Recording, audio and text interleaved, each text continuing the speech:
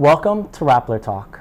I'm Ezra Faraz. I'm joined here today by Father Ben Nebres, an academic, a mathematician, the former president of Ateneo de Manila University, and for the purposes of today, a mentor to some of the best social entrepreneurs in the Philippines. Thank you for joining us today, Thank you, Father. Ezra. Thank you very much. So how were you able to mentor or work with such great social entrepreneurs, such as Reese Fernandez, Senator Bam Aquino, Mark Fernandez, and Melissa Young? Well, let me begin with the two, Reese Fernandez and Melissa Yung. I guess one part with me is that I've always worked on poverty concerns. And in the 1970s, we were into a lot of community organizing. But in the 1990s, I began to look for work with the poor that was much more direct. And so when Tony Meloto, Isa Cuevas, and others approached me in 2002, about their work, and eventually when it became Gawad Kalinga in 2003, they asked if I would join, and I said, of course, sure. No? I was very much moved by their focus on family and faith, which I find very central to the Philippines. And it was in the context of work with Gawad Kalinga that Melissa Yung and Reese and I worked together. Reese and I met on a bus ride from Gabaldon when we were starting to build the community there. And Melissa and I worked very closely with the very first GK community in Payatas, Trece. So it's really in that context. And because of their deep engagement with the poor there, the question eventually came as to how do we provide livelihood for them? How do we create eventually we said, how do we create viable businesses for them? And I must say that I was quite amazed. Reese actually organized the first social entrepreneurship challenge when she was an undergraduate student in Ateneo. Of course, we did not know at that time what it would become, but it's really so I don't want to say it's out of that experience and the desire to improve the lives of the poor, that the two of them, they were actually pioneers in social entrepreneurship. In the case naman of Mark and Bam, I actually met them when they had already started their social entrepreneurship. So in their cases, I did not work with them so closely, but what I would say is that in their Ateneo years, what I remember about the two of them is that when they were in high school and in college, they look forward to their careers. Bam in government and Mark in business with Unilever. But I think they said they promised themselves when they were in college or high school that one day they'd sit down with each other and say, what can we do for our country? And so 7 years later, 2006, I think, they said it's time to do this, and they quit their jobs. It took a year looking for something, and that's when I met them. Yeah. So what initiatives did you initiate at Ateneo de Manila University as the former president and now as an academic to better support or encourage social entrepreneurship amongst your students? Well, the first thing there are really 2 or 3 things that's necessary in my experience for a social entrepreneur in the Philippine context. The first is that they do need to really have a deep experience with the poor, especially if you're creating businesses for the poorest of the poor. They have to understand the culture, they have to be able to be at ease with them, and the long experience over many years of Melissa and Reese with the GK communities, I think created that. It created a rapport so that they could work with them. On the other hand, what happened on the Ateneo side, the education side, is that our undergraduate school of management responded by they always had an entrepreneurship track because the dean Rudy Ang is an entrepreneur himself, but then they created a social entrepreneurship track.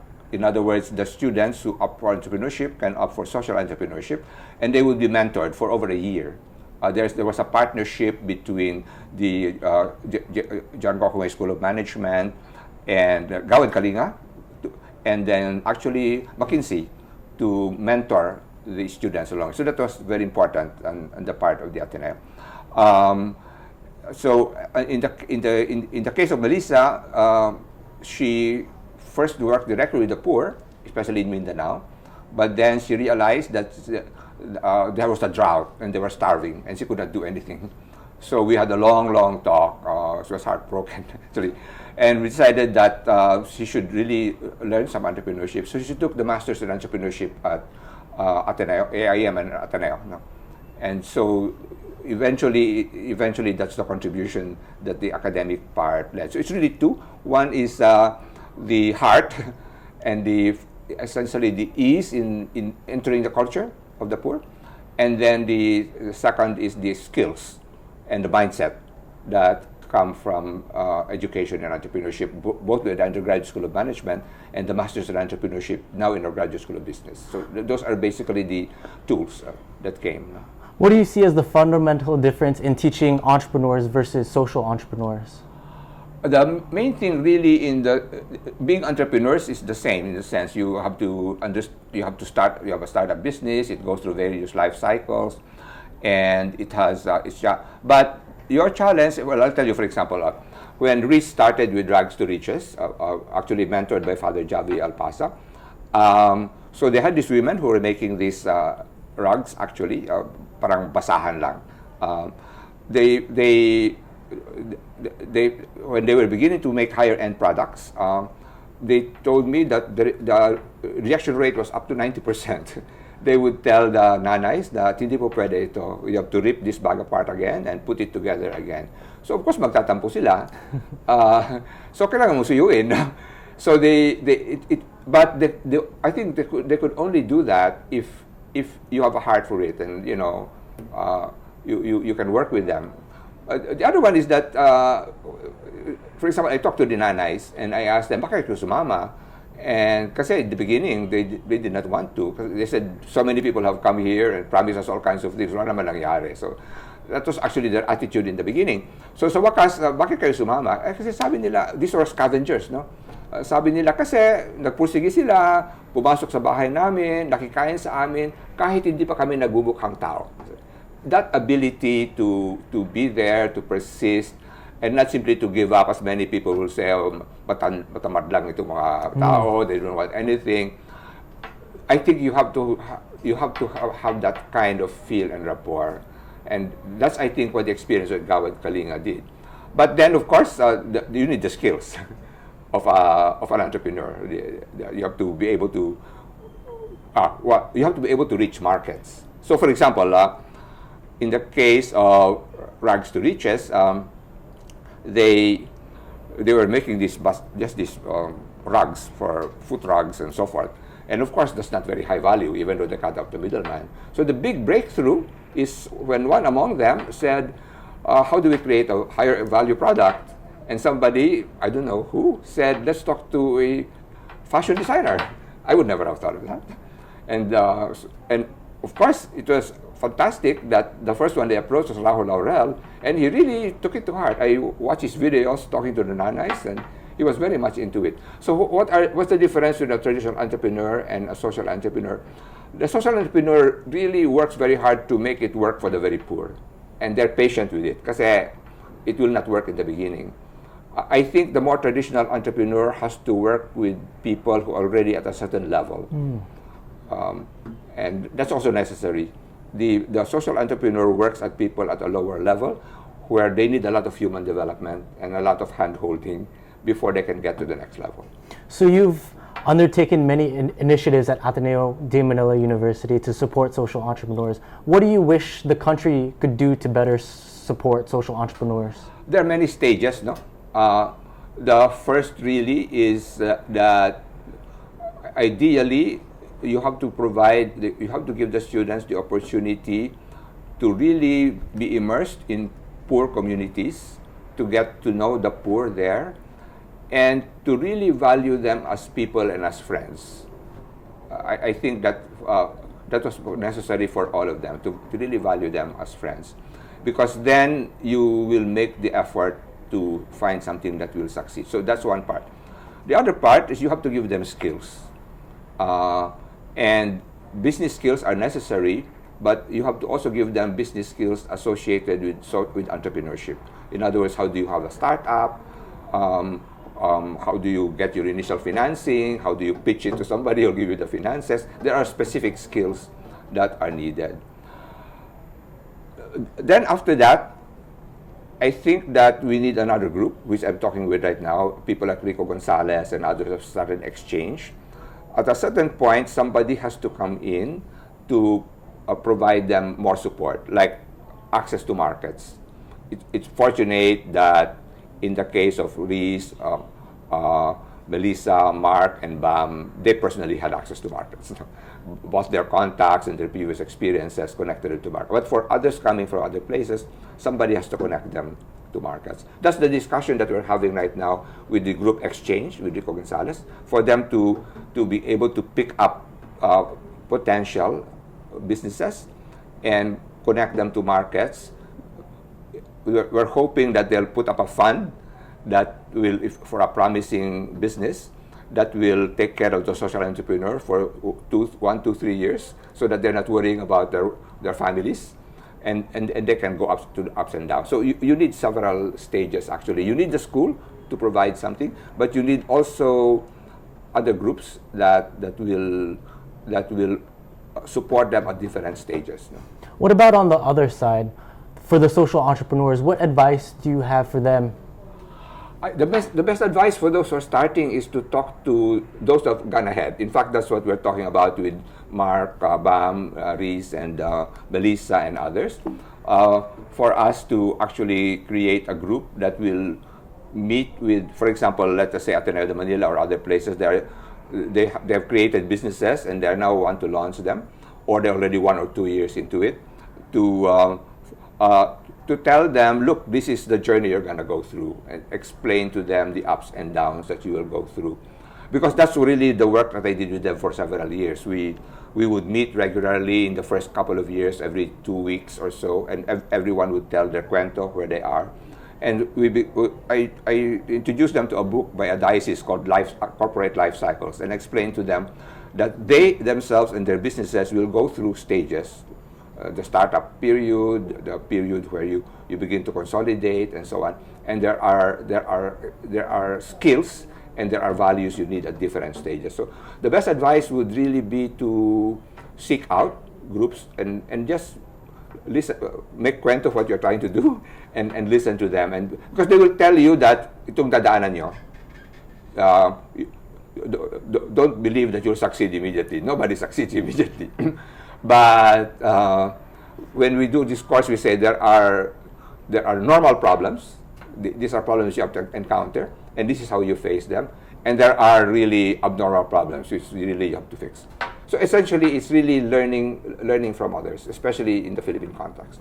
In seeking out support groups like that, is it more about sharing best practices, or is it more about the emotional support of sharing what their struggles are as a social entrepreneur? Both. Because like when I meet with the group, we talk both about the journey of their businesses, which is the sharing of best practices, and their personal journeys, because they both go together, as well as the journey of the people they work with, like the nanais in Rags to Riches, the nanais with Melissa in Happy Noi. They also went through their own journeys, and there are also transitions that they go through. For example, in the case of Happy Noi, aside from financial skills and marketing skills, they have to take care of the family life. So in fact, TJ Agulto, they separated Happy Noi into the business side under Mark Ruiz, and then for a while at the foundation side under BAM, and now TJ Agulto, where his job is to take care of the families, because they find out that kung may problema sa pamilya between husband and wife, the business suffers. So you find out that you cannot separate the journey of the business from the journey of the persons, the social entrepreneurs, as well as the poor. They all go together in the journey. What kinds of problems would you like to see more social entrepreneurs try to address in the Philippines?